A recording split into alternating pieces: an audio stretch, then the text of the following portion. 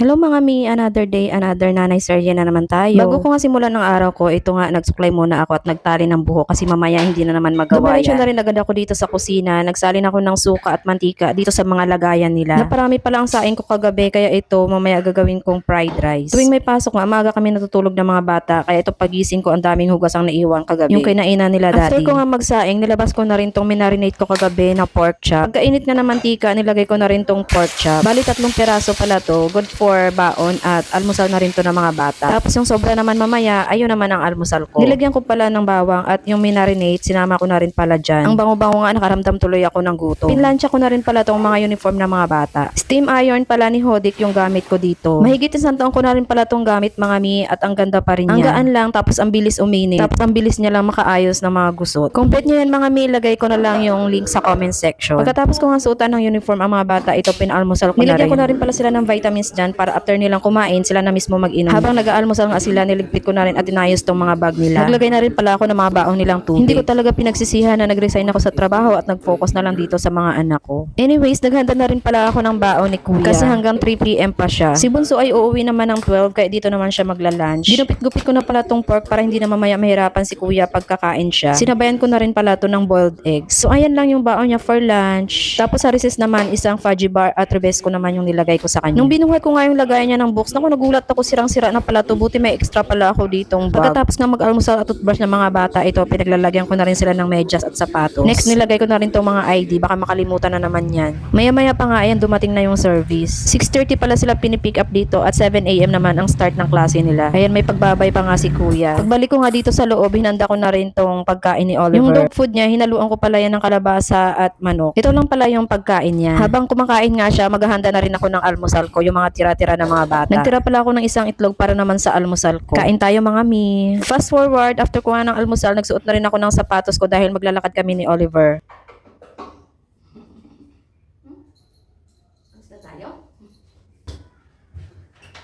Hindi na pala ako nakapag-video habang naglalakad kami dahil naambon. Tsaka isang ikot lang kami sa kabakahan. Kaya pagdating dito sa bahay, ito naglinis muna ako, nagwalis kasi ang daming balahibo. At tsaka sabayan pa talaga to ni Oliver na napakakulit. O diba nga, ang tagal ko matapos sa pagwawalis dito kasi may nakaabang na makulit tapos may mga bibi pa dun sa labas. Kaya ako nagbabalaka talaga mag-alaga ng aso. Naku mga meat, habaan nyo ang pasensya nyo. Pero iba naman talaga ang nabibigay na kaligayahan ng aso. Anyways, ngayon pa nga lang ako magkakape. Black coffee lang pala to at nilagyan ko lang ng konting asukal. Tingnan nyo nga yung beagle na yan, napakakulit pero napaka-cute. Habang kumakain nga ako, ayan, gusto rin kumain. So hanggang dito na lang muna. Bye!